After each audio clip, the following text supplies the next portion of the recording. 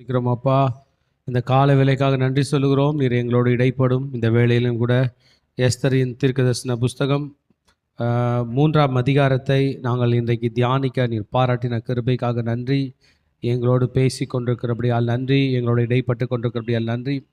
இதிலிருந்து கற்றுக்கொள்கிற ஒவ்வொரு பாடங்களையும் நாங்கள் கற்றுக்கொள்ள கர்த்தர் வழி செய்வீராக. இந்த செய்தியை கேட்டுக்கொண்டிருக்கிற மக்களுக்கு இது ஆசீர்வாதமாக இருக்கட்டும். இன்றைக்கு எங்களை நீர் பலப்படுத்தி வார்த்தைகளை எங்களுக்கு கற்றுக் கொடுக்கிறபடியால் நன்றி சொல்கிறோம். இயேசுவின் நாமத்தில் ஜெபிக்கிறோம் நல்ல பிதாவே, ஆமென். இன்றைக்கு நாம் 3ஆம் அதிகாரத்துக்கு வந்திருக்கிறோம். இன்றைக்கு தான் முதல் முறை ஆமான் என்று சொல்கிற ஒரு வில்லன் கேரக்டரை நம்ம இன்னைக்கு பைபிளில் படிக்க போகிறோம். ஹாமான். இந்த சாப்டரில் மொத்தம் 15 வசனங்கள் இருக்கிறது. நான் இதை 2 பகுதியாய் பிரிக்கிறேன். 1லிருந்து 7 வரைக்கும் த ரைஸ் ஆஃப் ஹேமான், ஹேமானுடைய உயர்வு என்பதாக. 8லிருந்து 15 வரைக்கும் 2வது பகுதியாக the plot of evil, the evil plot of Haman, ஆமானுடைய தீய சதி என்பதாக 8லிருந்து 15 வரைக்கும் படிக்க போகிறேன். ஆக மொத்த சாப்டருக்கும் நான் கொடுக்குற தலைப்பு த ரைஸ் ஆஃப் ஈவில், தீமையின் உயர்வு. திருச்சபையே, தீமையானவர்கள் வளர்வார்களா? வளர்வார்கள். பாவம் செய்வர்கள் உயர்வார்களாக? உயர்வார்கள். கர்த்தருக்கு பிரியமில்லாதவர்கள் உயர்வார்களா? உயர்வார்கள். துன்மார்க்கர் உயர்வார்களா? உயர்வார்கள். அப்படி அவர்கள் உயர்ந்த பிறகு சதிகள் தீட்டுவார்களா? தீட்டுவார்கள். கர்த்தருடைய பிள்ளைகள் என்ன செய்ய வேண்டும் என்பதை இன்றைக்கி நமக்கு மொர்தகாய் கற்றுத்தரப்போகிறான். இன்றைக்கு எஸ்தர் ராஜாத்தியோட ரோல் இன்றைக்கி இல்லை, நாளைக்கு தான் 4th சாப்டரில் தான் எஸ்தர் ராஜாத்தி வரப்போகிறாங்க. 3rd சாப்டர் ஃபுல்லாக இந்த ஆமானை பற்றி தான் நாம் படிக்க போகிறோம். இந்த ஆமானோட பேரோட அர்த்தத்தை ஹா மா நா, ஹே என்று சொல்கிற ஹீப்ரு வார்த்தை, மெம் என்று சொல்கிற ஹீப்ரு வார்த்தை, நுன், நுன் ஷாப்பிட் என்று சொல்வார்கள், முடிவில் வருகிற நா, நுன் என்கிற நா. ஆக 3 எழுத்து தான் ஹா மா நா.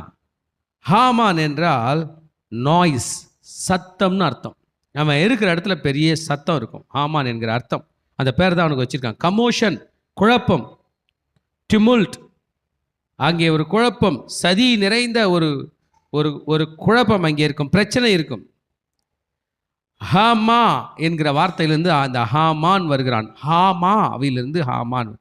ஹாமா என்றால் டு ரோர், கெர்ஜிப்பது, பி டிஸ்குவைட்டட், எப்பொழுதும் அமைதியாய் இல்லாத ஒரு பெயர் தான் இவனுக்கு கொடுக்கப்பட்டிருக்கிறதுங்க, ஆமான். ஆக திருச்சபை என்ற சத்தியத்துக்குள் நாம் ஆழமாய் போகிறோம். சில வரலாற்று பேக்ரவுண்டு நமக்கு தெரிய வேண்டும். எஸ்தர் பற்றின புஸ்தகத்தோட இன்ட்ரோடக்ஷனை நான் 2nd சாப்டர் பேசும்போது பேசினேன். இந்த இந்த இந்த எஸ்தர் புஸ்தகம் எப்போ நடந்திருக்கக்கூடும் என்றால், கடைசி ராஜாவாகிய அந்த சிதேக்கியா என்று சொல்கிற ராஜா, அவன் மரித்து பாபிலோனுடைய 3வது படையெடுப்பு மக்களை பிடித்து கொண்டு போன பிறகு ஏறக்குறைய ஒரு 100 வருஷ பீரியடில் இது நடந்து இருக்கும். ஆமாம், சில யூதர்கள் ரிட்டர்ன் ஆகிட்டாங்க எருசலேமுக்கு. ஆனால் நிறைய யூதர்கள் அந்தந்த போன கண்ட்ரிலே செட்டில் ஆகிட்டாங்க. நிறைய பேர் ரிட்டர்ன் ஆகலை. ஆக்சுவலாக ஏசாயா தீர்க்கதரிசியோட தீர்க்க தரிசனம் 70 வருஷத்தில் போனவங்க ரிட்டர்ன் ஆவாங்க. பாபிலோன் ராஜா சிறைப்பிடிச்சிட்டு போகிறான்ல, போனவங்க அங்கேயே இருந்துட போகிறதில்ல. 70 வருஷத்தில் கோரேஸ் என்கிற ஒரு ராஜாவை கர்த்தர் உருவாக்கி அவர்களை விடுதலை செய்வார். அப்போ எல்லாருமே திரும்பி வரத்துக்கு ரெடியாக இருக்கணும். டேனியல் கூட இதுக்காக ஜெபம்லாம் பண்ணியிருக்காரு.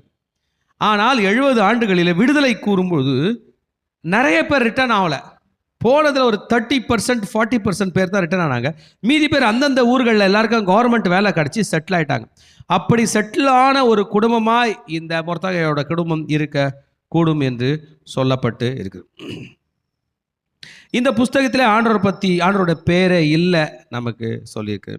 இந்த புஸ்தகம் ரொம்ப இம்பார்ட்டண்ட்டான புஸ்தகம். எப்படின்னு கேட்குறீங்களா? யூதர்களுக்கு மொத்தம் 7 பண்டிகைகள் கர்த்தர் கொடுத்தார். 2 பண்டிகைகள் அவர்களாக உருவாக்கினாங்க. அந்த 2 பண்டிகையில் ஒன்று பேர் பூரிம், இன்னொன்று பேர் ஹனுக்கா. அந்த பூரிம் பண்டிகையை ஸ்டார்ட் பண்ணுவதற்கு காரணமானது தான் இந்த எஸ்தர் ராஜாத்தியும் இந்த மொர்தகாயும். ஆக 187 நாள் விருந்தில் நடந்த ஒரு பிரச்சனை எஸ்தரை ராணியாக்குகிறது. 187 நாள் விருந்துக்கு பின்னாடி நடந்த ஒரு பிரச்சனை இந்த ஆமான் ஒரு உயர்ந்த அனுபவம், பதவி உயரத்தை பெற்று ஆசனத்தை பெற்று சகல பிரபுக்களிலும் தலைவனாய் மாறுவதினால் வருகிற பிரச்சனை தான் இன்றைக்கு யூதருடைய உயிரை எடுப்பதற்கு ஒரு காரணமாகும். இந்த ஆமான் என்கிறவன் ராஜாவை பர்சுவேட் பண்ணிட்டான். என்ன பர்சுவேட் பண்ணிட்டான்னா, இந்த ஒரு விதமான இந்த ஜாதியை நாம் அழித்தாக வேண்டும் என்று, யூதர்களை கொல்ல வேண்டும் என்று சொல்ல போகிறான். அது இந்த சாப்டரில் தான் மெயினாக பேச போகிறான். வாங்க நம்ம இந்த சப்ஜெக்டை இன்னும் கொஞ்சம் ஆழமாய் படிப்போம். முதல் பகுதிக்கு வரலாம். முதல் பகுதி என்னவென்றால், the rise of evil. Rise of evil Haman. கெட்ட மனிதன் உயர்த்தப்படுது. கெட்ட மனிதன் உயர்த்தப்படும் பொழுது அவனோடு கூட அவன் கெட்டதனமும் உயர்த்தப்படும். கெட்ட வகையில் பணம் வந்தால் எதுக்கு யூஸ் பண்ணுவான்? கெட்டதுக்கு. கரெக்டாக சொன்னீங்க. நல்ல வகையில் பணம் வந்தால் நல்லது. கெட்ட வகையில் பதவி வந்தால் திரும்பி கெட்டது. நல்ல வகையில் பதவி வந்தால் நல்லது. அந்த கெட்ட வகையில் வருகிற பதவியை நல்லதுக்கு மேலே முலாம் பூசுகிறது போல் லைட்டாக நல்லது பண்ணிட்டு உள்ள ஆழத்தில் கெட்டது செய்வோம். அப்பேற்பட்ட ஒருவன் தான் இந்த ஆமான். வசனம் சொல்கிறது, ராஜாவாகிய அகஸ்வேரு அம்மொத்தாவின் குமாரனாகிய ஆமான் என்னும் ஆகாகியனை மேன்மைப்படுத்தி, இவனை மேன்மைப்படுத்தினார். இவ்வளோ நேரம் அகாஸ்வேரு ராஜா பற்றி படித்தோம், 127 ராஜாக்களை பற்றி படித்தோம். இவன் 127 மாகாணங்களில் ஒருத்தனும் கிடையாது. யாருனே தெரியாது. திடீர்னு ஒரு ஸ்ட்ரேஞ்ச் கேரக்டர். ஆனால் இதை படிக்கும்போது தோன்றுகிறது, ஹீஸ் அன் அன்காட்லி மேன். தேவனுக்கு பிரியமில்லாத ஒரு மனிதன். இவனால் ராஜாவுக்கு ஏதோ பிரயோஜனம் இருக்குது, ராஜாவனால் இவனுக்கு ஏதோ பிரயோஜனம் இருக்குது. ஏதோ ஒரு கொடுக்கல் வாங்கல் மறைமுகமான ஏதோ ஒரு பவர், அவன் இன்ஃப்ளூயன்ஸ் கிரியேட் பண்ணிட்டு அவன் அங்கே இருக்கிறான். இதில் சில வார்த்தைகள் நீங்களும் நானும் கவனமாக பார்க்க வேண்டியது இருக்கிறது. பாருங்க, அம்மொத்தாவின் குமாரனாகிய ஆமான் என்னும் ஆகாகியன். ஹல்லேலூயா. ஏன் இங்க பைபிள் ஆகாக் என்று சொல்லப்பட்டிருக்கிறது? யார் இந்த ஆகாகியன்? இந்த ஆகாகியன் யார் என்றால், பைபிள்ல நமக்கு ரெஃபரன்ஸோடு கொடுக்கப்பட்டிருக்கிறது. சாமுவேல் தீர்க்கதரிசியாக இருக்கும் பொழுது சவுல் என்கிற மாமன்னனை கூப்பிட்டு, நீ போய் இந்த அமலேக்கியரோடே யுத்தம் பண்ணி. ஹல்லேலூயா. 1 சாமுவேல் 15 இதான் சாப்டர். அமலேக்கியரோடே நீ போய் யுத்தம் பண்ணி அவர்களை ஜெயித்து அவர்களை முற்றிலும் அழிக்க கடவாய். ஹல்லேலூயா. யாரை அழிக்க வேண்டும்? ஜாதி பேர் மறக்காதீங்க. ஜாதி என்னது? அமலேக்கியர். அந்த ஜாதியில ஒரு ராஜா ஃபேமஸா இருந்தான், அவன் பேரு ஆகாக். மறக்கூடாது. அந்த ஜாதியில ஒருத்தன் ஃபேமஸா இருந்தான், அவன் பேரு ஹாமான். இது அமலேக்கு ஜாதிக்கும் இஸ்ரவேலர்களுக்கும் உள்ள யுத்தம். ஆமென். ஹல்லேலூயா. யார் இந்த அமலேக்குன்னு கேட்குறீங்களா? இந்த அமலேக்கியர் வேற யாரும் இல்லை, திருச்சபையே. இஸ்ரவேலர்கள் தாங்கள் தாங்கள் எகிப்திலிருந்து புறப்பட்டு வரும்பொழுது அவர்கள் வருகிற வழியில சீனாய் மலையை கடந்தார்கள். சீனாய் மலையை கடந்து வரும்பொழுது, உன் பகுதியை உன் வழியாய் நான் போகிறேன் என்று சொல்லும் பொழுது, நீ போகக்கூடாது என்றும் தடுத்ததும் அல்லாமல் பட்டயத்தை தூக்கி கொண்டு பின்பதாக வந்து இஸ்ரவேலில் உள்ள ஆண்களையும் பெண்களையும் குழந்தைகளையும் கர்ப்பிணி ஸ்திரீகளையும் கொலை செய்தவன் தான் இந்த அமலேக்கியர். யாத்திரையாகமம் 17ஆம் அதிகாரத்தில் நீங்க இதை படிக்கலாம். உபாகமம் 25ஆம் அதிகாரத்தில் கர்த்தர் இதை நினைவு கூறுகிறார். என் ஜனத்துக்கு கூட காம்ப்ரமைஸ் பண்ணாம, என் ஜனத்துக்கு குடிக்க தண்ணி கொடுக்காம டயர்டா இருக்கிறவங்களை என்ன பண்ணிட்டான்? பின்னாடி வந்து வெட்டிட்டான். அதனால அமலேக்கியரை நான் என்ன பண்ண மாட்டேன்? மன்னிக்கவே மாட்டேன். அல்லேலூயா. யார் இந்த அமலேக்குன்னு கேட்குறீங்களா? அவன் யார் வம்சத்தில் வந்தான்னு கேட்குறீங்களா? ஆதிகம் 36ஆம் அதிகாரம் நீங்கள் படித்தீர்கள் என்றால், அவன் ஏசானுடைய பேரன். யாரோட பேரன்? அப்போ நீங்கள் ஃபேமிலி சண்டையை புரிஞ்சுக்கணும். ஏசாக்கும் யாக்கோபுக்கும் ஒத்தே போகாது. அதே போல் ஏசாவோட பேரனுக்கும் யாக்கோபோட பேரன்களுக்கும் என்ன வருது? பிரச்சனை வருது. யாத்திராகமம் 17ஆம் அதிகாரத்தில் ரெஃபிதீம் அப்படின்ற இடத்துல, அது பேர் மறக்காதீங்க, ரெஃபிதீம் அப்படின்ற இடத்துல இஸ்ரவேலர்கள் ரொம்ப தேவர் வெரி வியரி, தேவர் வெரி டயர்டாக இருக்கும்போது பின்னாடி பக்கம் வந்து அட்டாக் பண்ணான். ஹல்லேலூயா. கர்த்தர் யாத்திராகமம் 25ஆம் அதிகாரம் 17ஆவதுலேருந்து 19 வசனத்தை சொன்னார், I will blot out their name under the upon the face of the earth. இந்த பூமியிலே அவன் பேர் இல்லாதபடி நான் என்ன பண்ணுவேன்? அறுப்புண்டு போயிடுவேன்னு ஆண்டவர் ப்ராஜெக்ட் அப்பயே ஸ்டார்ட் பண்ணிட்டார். நான் யார் அழிப்பேன்? அமலேக்கியரை. ஏன் அழிப்பேன்? என் ஜனம் எகிப்திலிருந்து டயர்டாக போகும்போது என்ன பண்ணிட்டான்? பின்னாடி வந்து கொண்டுட்டான். நிறைய பேரை கொண்டுட்டான். பிறகு மோசே வந்து ஜோஷுவா கையில் கமாண்ட் கொடுத்து ஜோஷுவா மிலிட்ரியை ஃபஸ்ட் டைம் செட் பண்ணுறாப்புல ரெடி பண்ணிவிட்டு யுத்தத்துக்கு போகிறாங்க. யுத்தத்தில் இஸ்ரவேல் தோக்குற மாதிரி வருது.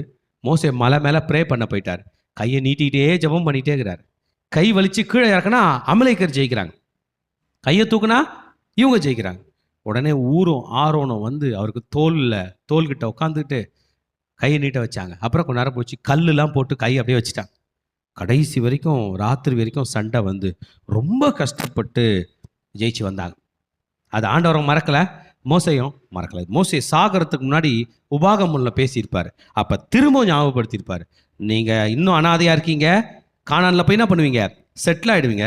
செட்டில் ஆகிட்டு உங்கள் மிலிட்ரியை ரெடி பண்ணிட்டு அங்கேருந்து புறப்பட்டு இவனை வந்து என்ன பண்ணுங்க, அழித்து விட்டு போங்கள்னு சொல்லுவாங்க. அதற்கு ஒரு காலம் வந்தது. சில 100 வருடங்கள் கழித்து சாமுவேல் தீர்க்கதரிசி இருக்கிறார். சாமுவேல் தீர்க்கதரிசி பைபிள் படித்து பார்க்குறார். சாமுவேல் கையில் ஆண்டவர் சொல்கிறார், இப்போ ராஜா செட்டில் ஆகிட்டான், உங்கள் கையில் மிலிட்ரி இருக்குது, சவுல் ராஜா இருக்கான், சவுல் ராஜா கையில் ஒரு கட்டளை கொடு. 1 சாமுவேலில் சொல்லப்பட்டிருக்குது, நீ புறப்பட்டு போய் 15ஆம் அதிகாரத்தில் அமலேக்கர் என்ன பண்ணு, அதம் பண்ணுன்னு சொன்னார் பாருங்க. சவுல் புறப்பட்டு போகிறான். நல்ல ஃபைட்டு, ஜெயம், முற்றிலும் ஜெயம், ஜெயிச்சிட்டான். ஆனால் அந்த எவ்வளோ சண்டையில் நீங்கள் ஜெயிச்சாலும் பாம்பு தலையை நசுக்கலைன்னா திரும்பி கிடைக்கும். துப்பாக்கி தூக்கிட்டு வந்து சுட்ட அந்த துப்பாக்கி சுட்டவனை நீங்கள் சுடல, அவன் திரும்பி எழுந்து என்ன பண்ணுவான், சுடுவான். அந்த ஆகாகையும் அவன் ஃபேமிலியும் தப்ப வச்சுட்டான். யாரை தப்ப வச்சுட்டான்? ஆகாக். அப்போ ஆகாகுன்றவன் ராஜா. அந்த ஆகாக தப்ப வச்சுட்டான். அந்த ஆகாக கூட்டு வந்து இங்கே கூட்டு வந்துட்டான். இஸ்ரவேலுக்கு கூட்டு வந்து விருந்து பண்ணிட்டு இருக்கிறான். வெறும் ஆடு மாடு சவுண்டாக இருக்குது, ஊரெல்லாம் வெறும் ஆடு மாடு சவுண்டு. சாமுவேல் தீர்க்கதரிசி அங்கே வருகிறார். இது என்னன்னு கேட்டால் சொல்கிறான், உங்கள் ஆண்டவருக்கு காணிக்க கொடுக்க அங்கேருந்து ஆடு மாடெல்லாம் பிடிச்சிட்டு வந்துட்டேன். சாமுவேல் தீர்க்கதரிசி என்ன பண்ணிட்டாரு, ரொம்ப டென்ஷனாக ஆகிட்டார். கீழ்ப்படியாததை பற்றி மிகவும் சாமுவேல் தீர்க்கதரிசி வருத்தப்பட்டார். ஆமேன். அவரே கோபத்தில் அந்த ஆகாக என்ன பண்ணார், கொன்னுட்டார். ஆனால் ஃபேமிலி மெம்பர்ஸை சவுல் அப்பயே தப்பிக்க விட்டான். யாரை தப்பிக்க விட்டான்? ஆகாக மட்டும் தான் கூட்டு வந்தான், அது கூட விருந்துக்கு. ஃபேமிலி மெம்பர்ஸை தப்பிக்க விட்டான் பாருங்க. அந்த ஃபேமிலி மெம்பர்ஸ் அப்படியே தப்பிச்சு வாழ்ந்துட்டு இன்னைக்கு பார்த்தா உங்கள் அகாஸ்வர் ராஜா காலத்தில் அவன் தான் பிரைம் மினிஸ்டர் ஆகிறான். ஆகாக் வழியில் வந்தவன். இப்போ உங்களுக்கு குழப்பம் இல்லையே, அமலேக்கு, ஆகாக், ஆமான். இன்றைக்கு அதுக்காக தான் பைபிள் இங்கே சொல்லுது. இந்த நடவடிக்கைகளுக்கு பின்பு படிங்க, ராஜாவாகிய அகாஸ்வேரு, படிங்க அம்மோத்தாவின் குமாரனாகிய ஆமான் என்னும் ஆகாகியனை பாருங்க. அவங்க அதில் தெளிவாக இருக்காங்க. நீ யாரா? நான் ஆகாகியன். மொர்தகாய், நீ யாரு? நான் இஸ்ரவேலன். உங்களுக்கு புரிஞ்சிச்சா? நீ யாரு? நான் ஆகாகியன். நான் அமலேக்கு வழி. நீ யாரு? நான் இஸ்ரவேலன். ஹல்லேலூயா, ஆமென். சோ இதை தான் வேதம் இன்றைக்கு நமக்கு எக்ஸ்பிளைன் பண்ணுகிறது. அவன் ஒரு ஆகாகியன். அவன் தான் இன்றைக்கு இஸ்ரவேலர்களை அழிக்க துடிக்க போகிறான்.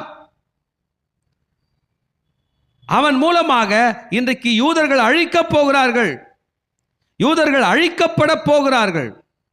ஆமென். இவனுக்கு இப்ப பதவி வந்துருச்சு. The evil man has come into power. இவன் அமலேக்கியன் என்று சொல்லப்பட்டிருக்கிறது, இவன் ஆகாகியன் என்று சொல்லப்பட்டிருக்கிறது. கர்த்தர் அமலேக்கிற பூமியில் இராதபடி அறுப்புண்டு போக பண்ணணும்னு சவுலுக்கு கட்டளை விட்டா, அவர் கோட்டை விட்டாரு. இப்ப பார்த்தா அவன் யூதர்களை பூமியில் இராதபடிக்கு அவன் வைப் பண்ண போகிறான். அவன் அந்த மக்களை அழிப்பதற்காக அவன் முழு திட்டம் பட. He want to clean out the race. பார்க்கலாமா? இப்ப ஆமா என்ன ஆயிட்டான்? பிரதம அமைச்சன் ஆயிட்டான். ஆகையால் படிங்க 2ஆம் வசனம். ராஜாவின் அரண்மனையில் வாசலுக்கு ராஜாவின் ஊழியக்காரர் எல்லாரும் ஆமானை வணங்கி நமஸ்கரிக்க வந்தார்கள். அவனுக்கு இப்படி செய்ய வேண்டும் என்று ராஜா கட்டளையிட்டு இருந்தான். ஆனாலும் மொர்தகாய் அவனை வணங்கவும் இல்லை, நமஸ்கரி. என்ன ராஜா கட்டளை போட்டு இருந்தார் என்று நமக்கு தெரியவில்லை. இந்த ஆமானை பத்தி என்ன கட்டளை போட்டார் நமக்கு தெரியல. எல்லாரும் வணங்கணுமா, என்ன பண்ணணுமா? நமஸ்கரிக்கணும். நமஸ்காரம் எப்படி சொல்வீங்க? நமஸ்காரம் ஐயா. அப்புறம் சார், குட் மார்னிங் சார். எப்படிலாம் வணக்கம் சொல்வீங்க? இப்படி இப்படி. சில இடத்துல இப்படி பண்ணுவாங்க, சிலர் எப்படி விடுவாங்க, சிலர் காலிலே வந்துடுவாங்க. ஏதோ ஒன்று ஆமான நீ நமஸ்கரிக்கணும். பாருங்க, ராஜாவின் கட்டளை எப்படி இருக்குது? ஆமானை நமஸ்கரிக்கவும் வணங்கவும் வேண்டும். ஆனால் மொர்தகாய் அவனை வணங்கவும் இல்லை, நமஸ்கரிக்கவும் இல்லை. ஏங்க நமஸ்கரிக்க கூடாதா, வணங்கக்கூடாதா? பைபிளில் வணங்கக்கூடாதுன்னு போடப்பட்டிருக்குதா? இல்லை, வணங்கலாமே. ஆமென், ஹல்லேலூயா. வணங்கலாம், பொலிட்டிக்கல் ரீசனுக்காக வணங்கலாம், தப்பு ஒன்றும் இல்லை, தவறு ஒன்றும் இல்லை. வணங்கக்கூடாது என்று கர்த்தர் சொல்லவில்லை. நமக்கு அவசியப்பட்டால் நம்ம என்ன பண்ணலாம்? வணங்கலாம். எங்கேயாவது யாரையாவது வணங்கி இருக்கிறார்களா? ஒரு வணக்கம் வச்சிருக்காங்களா? ஆதியாகமம் 43ஆம் அதிகாரம் ஆதியாகமம் 43 நம்ம யோசேப்பை வணங்குவாங்க. அதுக்கு முன்னாடி 23ஆம் அதிகாரம் 7ஆம் வசனம் படித்திருக்கின்றால் ஆபிரகாமே ஏத்தின் புத்திரருக்கு ஒரு வணக்கம் வைக்கிறார். என்ன பண்றாரு? வணக்கம். அப்ப பெரியவங்களுக்கு நம்ம என்ன பண்ணலாம்? வணக்கம் வைக்கலாம். நம்ம அவங்கள வந்து சேவிக்க கூடாது, அவங்கள கடவுளாக்க கூடாது. ஆனா என்ன பண்ணலாம்? ரெஸ்பெக்ட் கொடுக்கலாம். கொடுக்கலாமா கொடுக்கூடாதா? கொடுக்கணும். ஏத்தின் புத்திரருக்கு ஆபிரகாமே கொடுக்கிறார். ஆனால் ஏன் இந்த மொர்தெகாய் அவனை வணங்கவில்லை? ஏன் அந்த மொர்தெகாய் அவனுக்கு வணக்கம் வைக்கவில்லை என்றால், ஒருவேளை மொர்தெகாய்க்கு இந்த விஷயம் தெரிஞ்சிருக்கும். டேய், நீ ஆகாகியண்டா, எங்க தாத்தா சவுல் காலத்துல தப்பிச்சு போன ஃபேமிலி, நீ எனக்கு என்ன பண்ண மாட்ட? நல்லது நினைக்கவே மாட்ட. ஒருவேளை மொர்தெகாய்க்கும் ஆமானுக்கும் இருக்கணும் பழைய விரோதம் எதனா இருந்திருக்குமான்னு நமக்கு தெரியல. ஆமான் மொர்தெகாயை எதிர்த்தான், மொர்தெகாய் ஆமானை எதிர்த்தான். இன்னைக்கு ப்ரொமோஷன் யாருக்கு வந்துருச்சு? ஆமானுக்கு வந்து விட்டது. அல்லேலூயா. A person who operates with pride will be wounded. நான் உங்களுக்கு கூட சொல்றேன், நீங்க பெருமையா இன்னைக்கு ஃபுல்லா நடந்துங்க, சாயந்தரத்துக்குள்ள கல்லடி சொல்லடி அந்த அடி இந்த அடியோட தான் வீட்டுக்கு போவோம். ஏன்னா எப்படி ஆயிட்டோம் நம்ம? பெருமை வந்தா என்ன தான்? நம்ம நிறைய பேர் அடிக்கிற மாதிரி நினைப்போம்ல. சிலரோட பார்வையை நம்மளை அடிச்சிடும். அவங்க தோத்திரம் சொல்லலாம், நீங்க இங்க ஹர்ட். அவங்க உங்களுக்கு டீ குடிக்கலான்னு இங்க ஹர்ட். பெருமை உள்ளவனுக்கு தேவன் எதிர்த்து this fellow had a wounded pride. என்ன ப்ரைடுனா, எனக்கு யார் வணக்கம் வைக்கல, மொர்தெகாய் அவனை வணங்கவும் இல்லை, நமஸ்கரிக்கவில்லை. பாருங்க, சிலரை வச்சு வேற பேசுறான். இங்க வா, அந்த 100 ரூபாய் புடி, அந்த மொர்தெகாய் எனக்கு வணக்கம் வைக்க சொல்லு. ஆனால் என்ன பண்ண மாட்டான்?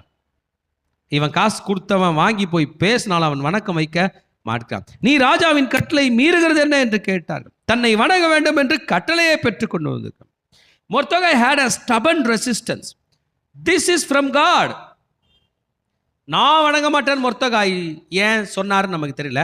But he had a resistance. ஆண்டவருக்கு இருந்து ஒரு ரெசிஸ்டன்ஸ் இருக்கு. இவனை வணங்கக்கூடாது. எப்படி வணங்க சொன்னாங்கன்னு எனக்கு தெரியல. அரண்மனையில் இருக்கிறவங்களாம் ஆமானதும் காலிலே விழுங்கடா அப்படின்னு சொன்னாரா என்னன்னு தெரியல. இவன் வணங்கவில்லை என்பதற்காக இவனுக்கு கோபம் வருகிறது. ஹல்லேலூயா. wounded pride brings hatred.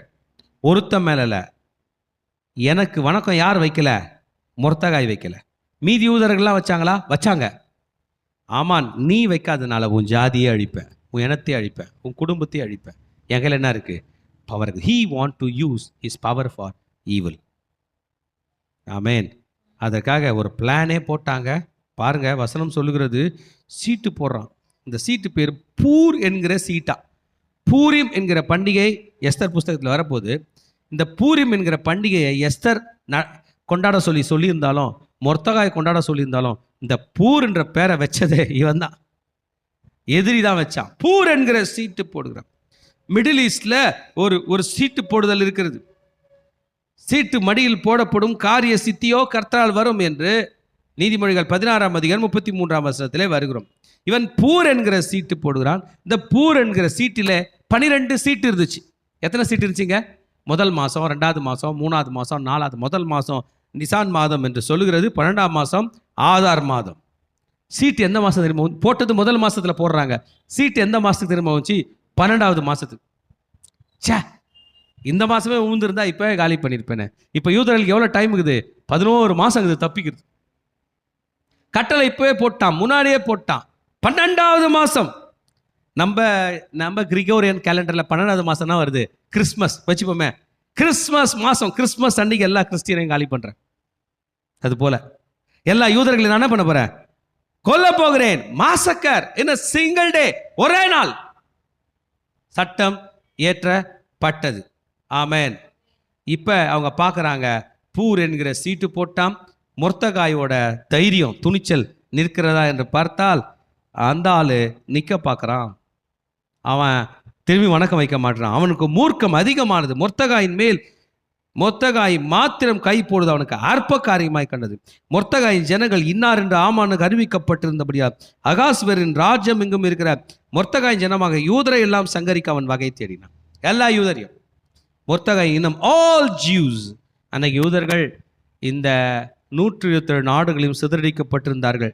எப்படின்னு உங்களுக்கு தெரியும். பாபிலோன் மன்னன் இந்த இன்சிடென்ட் நடக்கிறதுக்கு 100 ஆண்டுகளுக்கு முன்பதாக இஸ்ரவேலர்கள் யூதர்கள் என்ன பண்ணாங்க, அடித்து இழுத்துட்டு போய் ஊர் ஊராக விட்டுட்டாங்க. கேபார் நதி கரையில் கொண்டு போய் விட்டாங்க. அதுக்கப்புறம் அவங்களை அப்படியே டீபோர்ட் பண்ணிட்டாங்க. இங்கே அங்கே இங்கே அங்கே இங்கே எங்கேயோ போயிட்டாங்க. எல்லா இடத்துலையும் இருக்கிறாங்க. இப்போ ஆமான் போடுற சட்டம் 127 நாட்டுக்கு போகுது. யூதனாக இருந்தால் கொன்னுடலாம். அல்லேலூயா, ஆமென், ஆமென் சொல்லுங்க. இப்போ ஒரு கேள்வி. யூதர்கள் அன்னைக்கு 127 நாடுகளில் நல்லவங்களா இருந்தாங்க. எப்படி இருந்தாங்க? அப்போ பக்கத்து வீட்டுக்காரன் கொல்ல யோசிப்பான். சே, நல்ல மனுஷன், நான் என்ன பண்ண மாட்டேன், சாகடிக்க மாட்டேன். என்ன பண்ண மாட்டேன்? அந்த சட்டத்தில் ஒரு பேச்சோ இருக்கு. பக்கத்து வீட்டில் இருக்கிற யூதனை கொன்னுட்டு அவன் சொத்தை நீ எடுத்துக்கலாம் அப்படின்னா நல்லவன் விடுவாங்களா? விட மாட்டாங்க. என்ன பண்ணுவாங்க? கொன்னுட்டு சொத்தை எடுத்துருவாங்க. ரெடி ஆகிட்டாங்க எல்லாரும். 12ஆம் மாதம் வரட்டும், நான் என்ன பண்ணுறேன், பக்கத்து வீட்டுக்காரங்கிட்ட நல்லவனாகவே இருந்து அவனை கொண்டுட்டு என்ன பண்ணுவேன், சொத்தை எடுத்து. இப்போ இதுக்கு ஒரு ப்ரப்போசல் ரெடி பண்ணும். இதை சட்டமாக ஏற்றணும். சும்மா ஆமான்னு சொல்லிட்டா யாரும் கேட்க மாட்டாங்க. ராஜா சொல்ல வேண்டும். ராஜாவின் முத்திரை மோதிரம் இருக்க வேண்டும். இது சட்டமாக ஏற்றப்பட வேண்டும். சட்டம் முக்கியம். திருச்சபையே, எங்கெல்லாம் சட்டம் ஏற்றப்படுகிறதோ அது செயல்பாட்டில் வரும்.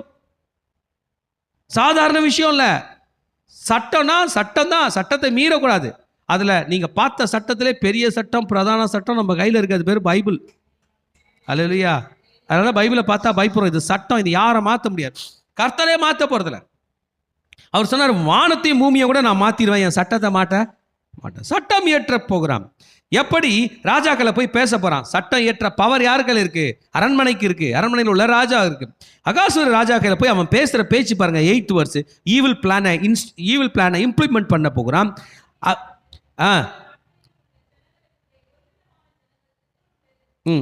பரம்பி இருக்கிறார்கள்.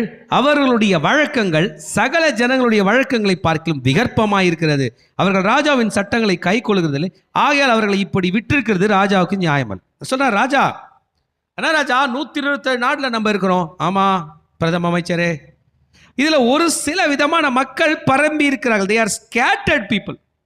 ஆனால் ராஜா ஒன்றும் பயப்பட வேணாம். ஒரு ஊரில் போய் ஒரு 10,000 பேரை நான் கொல்ல போகிறதில்ல. அங்கங்கே ஒரு களையை பிடிங்கி எடுப்பேன். அங்கங்கே ஒரு முள்ளு செடியை வெட்டுறது போல இருக்க போகிறேன். இந்த மக்களால் தேசத்துக்கு ஆபத்து வருகிறது. அவர்கள் ராஜாவின் சட்டங்களை கை கொள்கிறது இல்லை.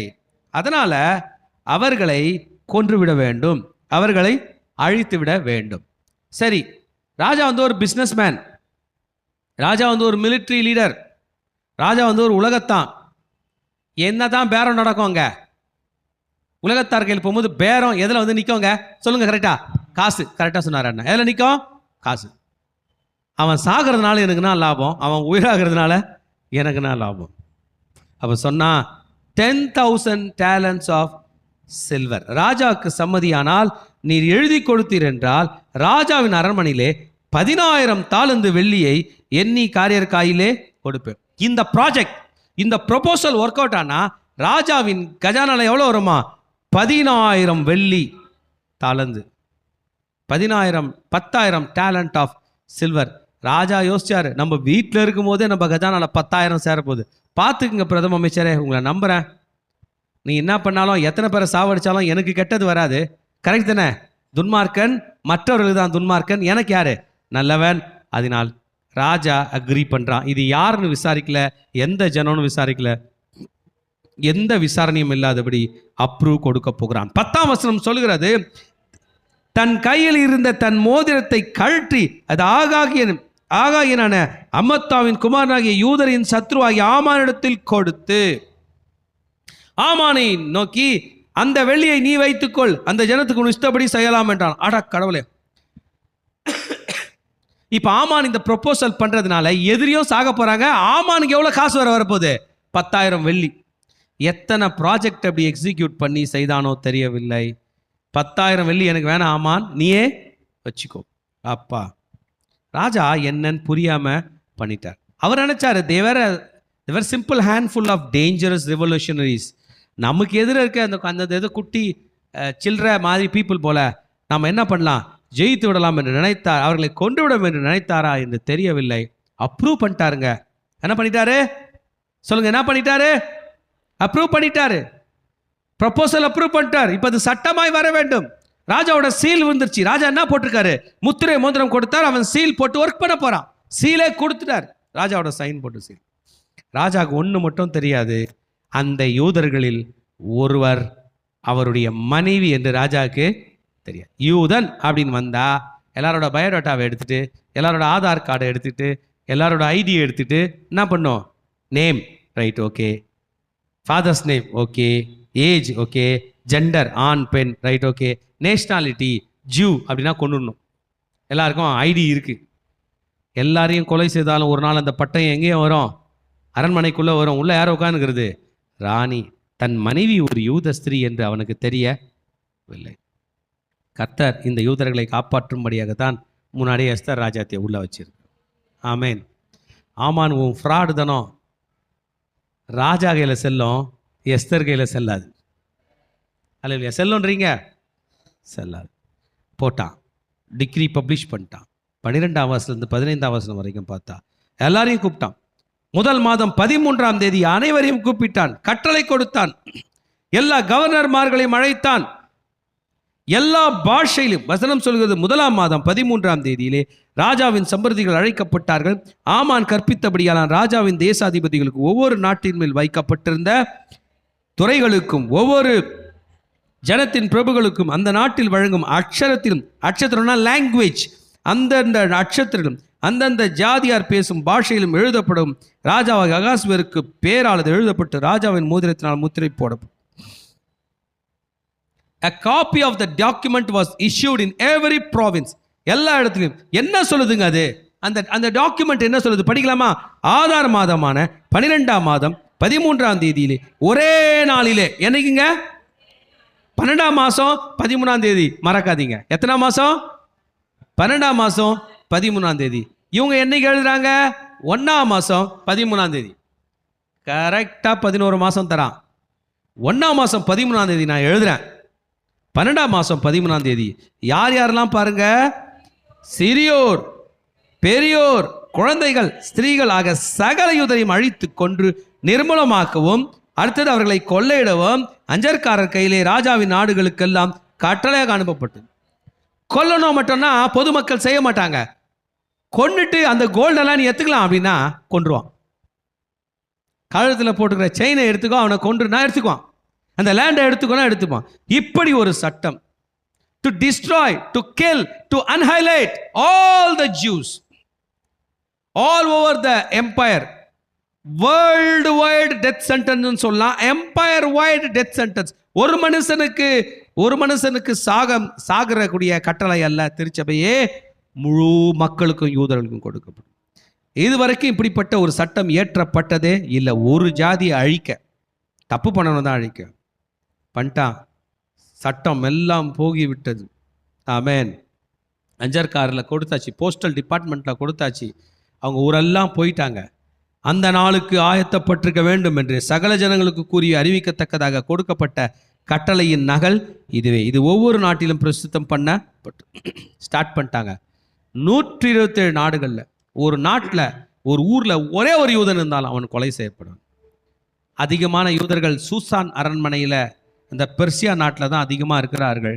அவர்கள் கொலை செய்யப்பட வேண்டும். த citizens new what is happening. எல்லா பிரஜைகளுக்கும் தெரியும் என்ன நடக்குது. 12ஆம் மாதம் சொல்லுங்க, 13ஆம் தேதி யூதர்களை கொண்டுறணும், சொத்தெல்லாம் என்ன பண்ணோம், எடுத்துக்கணும். எல்லாரும் ப்ரிப்பேர்டாக இருக்கும்போது அந்த ராஜாவினுடைய கட்டளையினால், உத்தரவினால், ஆமாம், தீவிரமாய் புறப்பட்டு போனார்கள். அந்த கட்டளை சூசான் அரண்மனையில் பிறந்தது. ராஜாவும் ஆமானும் குடிக்கும்படி உட்கார்ந்தார்கள். சூசான் நகரம் கலங்கினது. ராஜாவும் ஆமானும் எதுக்கு உட்காந்தாங்களா? குடிக்க உட்காந்தாங்க. ராஜாவுக்கு இது ஹேபிட் ஆயிடுச்சு. எனக்கு he has become an chronic alcoholist ஆயிட்டார் போல. He has become a drunkard, குடிகாரனா ஆயிட்டார். 187 நாள் குடிச்சிருக்காரு டெய்லி. இன்றைக்கு கெட்ட மனிதன் சொல்லுவதை கேட்டு போய்கொண்டிருக்கிறான். என் செய்தியை கேட்டுக்கொண்டிருக்கிற மகனே மகளே, ஆண்டுடைய வசனம் சொல்லுகிறது, துன்மார்க்கனுடைய ஆலோசனை நடவாமல். நீ ராஜாவாய் இருந்தாலும் சராசரி மனுஷனாக இருந்தாலும் அவன் துன்மார்க்கன் என்றால் அவனுக்கு உனக்கும் சம்பந்தம் இல்லை. பாவிகளுடைய வழியில் இல்லாமல் அவன் பாவி, ஒரு இனத்தையே கொலை செய்ய போகிறான். அவனோடு உனக்கு என்ன சம்பந்தம் என் மகனே? பரியாசக்காரர் உட்காரும் இடத்தில் உட்காரும், மதுபானம் அமளி பண்ணும் என்ற வசனம் சொல்லுகிறது. தீய வழிக்கு ராஜா தன்னை ஒப்பு கொடுத்தான்.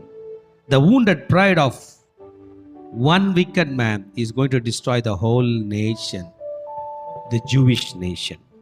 இது நடக்கும். There is insecurity. பெருமகாரனுக்கும் ஒரு தைரியம் இல்லை, அவனை நம்புகிறவர்களுக்கும் இல்லை. There are dangerous enemies around the corner. யூதர்களுக்கு என்ன செய்வது என்று தெரியவில்லை.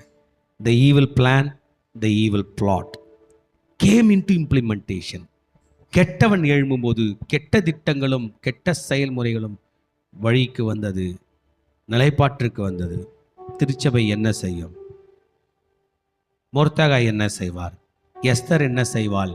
வசனம் சொல்லுகிறது, சங்கீதம் 50:15, ஆபத்து காலத்தில் என்னை நோக்கிக்கும். என் மகனே, உன் ஆபத்தில் உனக்கு விரோதமாக எழும்புகிற ஆமானை எதிர்க்க நீ கர்த்தர் பாதத்தில் அமர வேண்டும். ஆமானை ஜெயிக்க வேண்டும் என்றால் கர்த்தர் சந்நிதியில் வர வேண்டும். ஐயா, ஒரு ஈவில் திட்டம் என் மேல பழிச்சிருச்சு அப்படின்னீங்கன்னா, you need to come to pray. நீ ஜெபித்தால் தான் ஜெயம் பெற வேண்டும் முடியும்.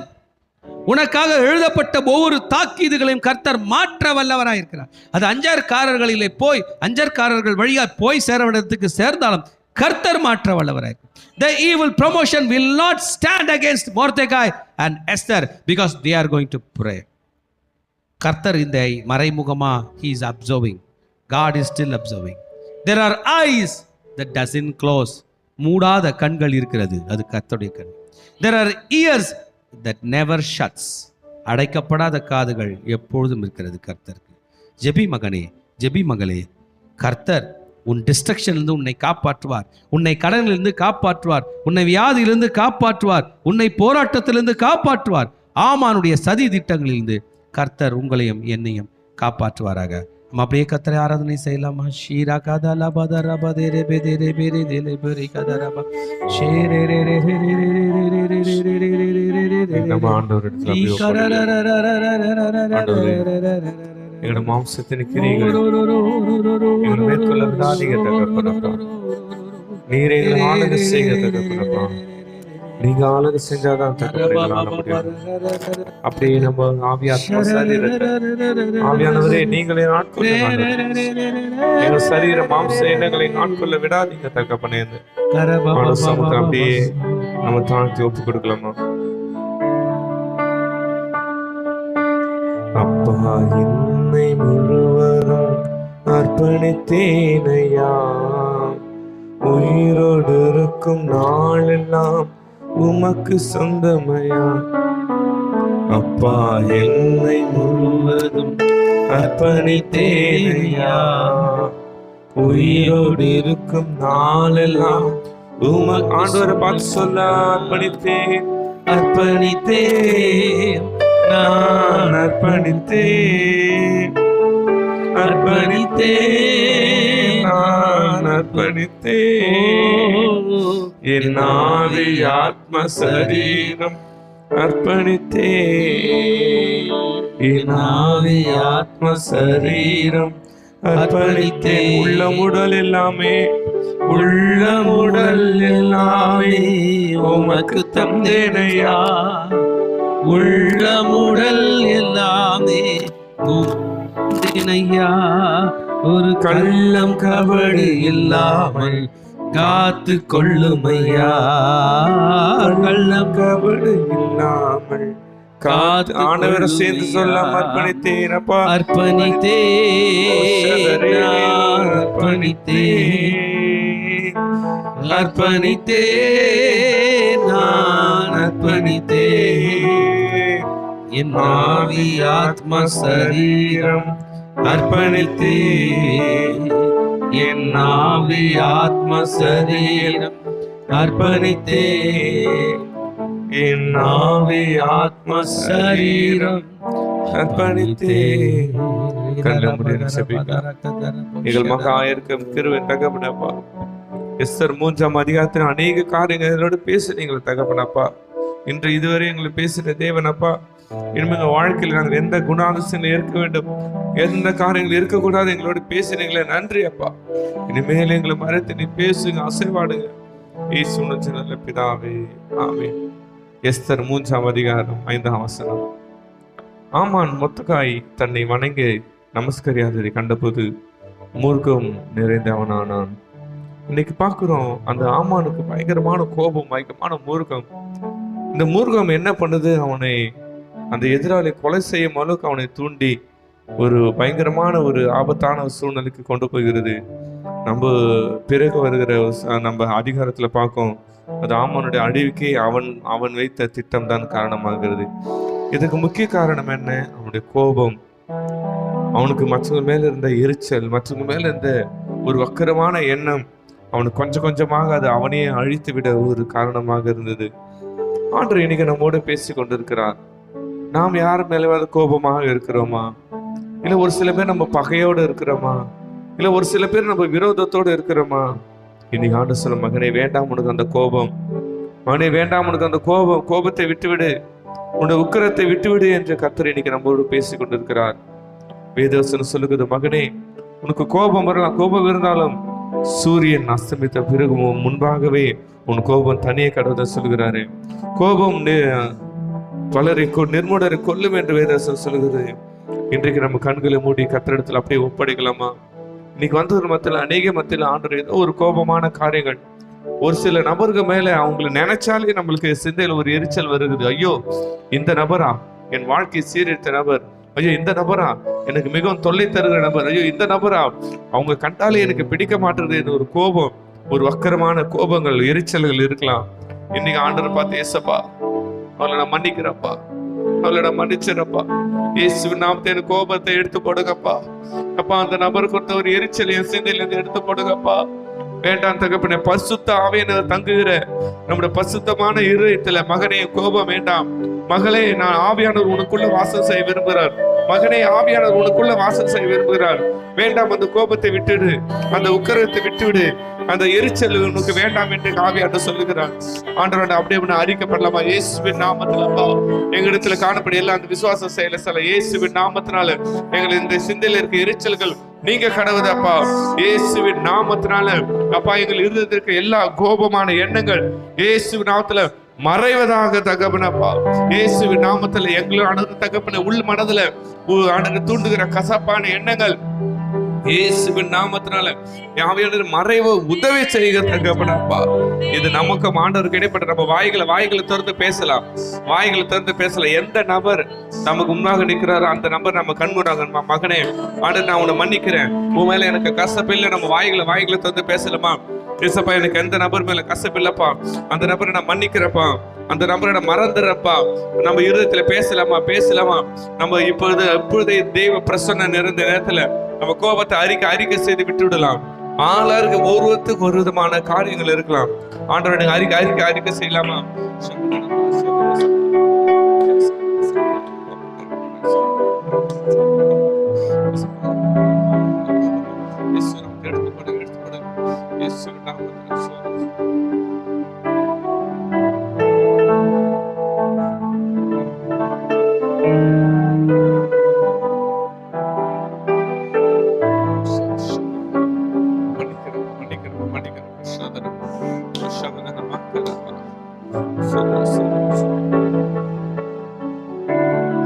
ஆண்டவரை பார்த்து நம்ம சொல்லுவோம், இதயத்துல மன்னிச்சுட்டாப்பா, பாதடாபர அப்பா என்ன மன்னிச்சுட்டப்பா, இனிமேட்டு எனக்கு வேண்டாப்பா, எனக்கு நம்முடைய பிள்ளையா வாழணப்பா, நம்முடைய பிள்ளையா நான் வாழணப்பான்னு சொல்லிட்டு நம்ம வலது கரத்தை மேலாக உயர்த்தி ஆண்டவர் நோக்கி பாடலாமா?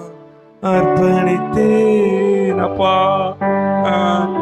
கோபம் இல்லப்பா எனக்கு போயிடுச்சு அப்பா, அர்ப்பணித்தேன்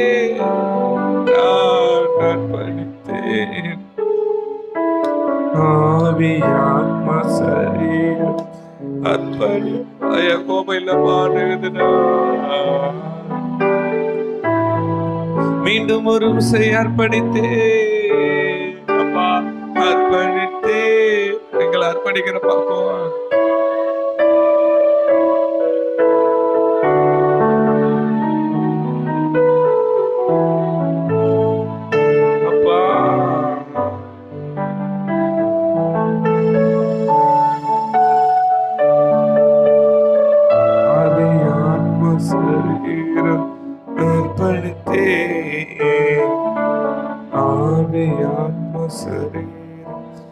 அர்ப்பணித்தே. ஆண்டவர் பிரசன்ன நேரத்தில் நம்ம ஒரு விசுவாச செயல் செய்ய போறோம். ஆண்களோடு பெண்களை நம்ம 2 பேர் அணிஞ்சு போகிறோம். ஏதோ ஒரு சில நபர் மேல நம்மளுக்கு கசப்பா இருக்கலாம். அந்த காரியத்தை நினைச்சாலே நம்ம ஆண்டவர் பிரசன்னம் ஏதோ நம்மளுக்கு டிஸ்டர்பன்ஸ் ஆகிற மாதிரி இருக்கலாம். எதிர இருக்கிற பர்சனை நம்ம அந்த பர்சனை நம்ம நினைக்கலாம். அவங்கள எதிர நின்று அவங்களுடைய கைகளை பிடிச்சுக்க போறோம். அவங்கள பார்த்து சொல்ல போறோம். எதிர இருக்கிற பர்சன் நம்மள ரொம்ப கோபப்படுத்துற பர்சனா இருக்கலாம். எதிர்க்க பர்சன் நம்மளுக்கு ரொம்ப எரிச்சல் விட்டுற பர்சனா இருக்கலாம். அவங்கள நம்ம நேர்ல பார்த்து சொன்னா கூட பரவாயில்ல, இசப்பா இப்ப அந்த பர்சன் எதிர்க்கிறத நினைச்சுக்கணும். பசுத்தாவினர் உதவியோட இதயத்தை நாளத்தை நான் அவங்கள பார்த்து சொல்ல போறோம். நான் அவங்கள மன்னிச்சிடுறேன். உங்க மேல எனக்கு கசப்பு இல்லை, உங்க மேல எனக்கு கோபம் இல்லை நம்ம சொல்ல போறோம். இந்த ஆண்டவர் இந்த விசுவாசத்தின் கிரியை நிகழ்ந்து நம்ம ஆசிரியப்பாரு சொல்லமா. நீங்க ஏதாவது பேசுனா கூட பேசலாம். நீங்க இந்த காரியம் செஞ்சது எனக்கு ரொம்ப இதுவா இருந்தது, ஆனாலும் இயேசு ஆண்டவர் இன்னைக்கு நான் உங்களை மன்னிச்சிடுறேன். உங்க மேல எனக்கு கோபம் இல்லை, ஆண்டவர் பிரசனத்துல நான் மன்னிச்சு நான் மறந்துடுறேன்னு சொல்லிட்டு அவளை கைகளை பிடிச்சு நம்ம சொல்லலாம். ஆண்டவர் பிரசன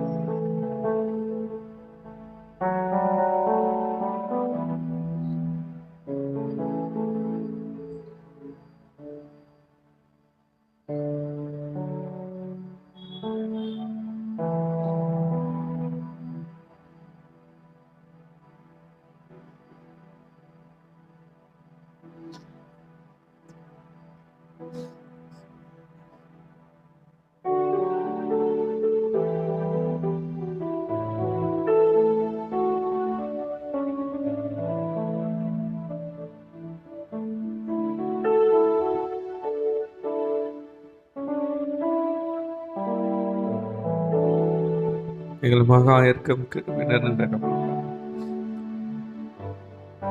நான் மன்னிச்சுட்டேன் தகப்பனப்பா. எங்கள் இதயத்துல இயேசு நாமத்துல இனிமேல் கோபங்கள் இல்லை தகப்பனப்பா. எங்கள் இதயத்துல யாரு கொடுத்த கலசப்புகள் இல்லை தகப்பனப்பா. எங்கள் இதயத்துல யாரு கொடுத்த விரோதங்கள் இல்லை தகப்பனப்பா. எங்களை கோபத்தை இயேசுவின் நாமத்தினால இன்றோட நாங்கள் விட்டு விட்டோம் தகப்பனப்பா.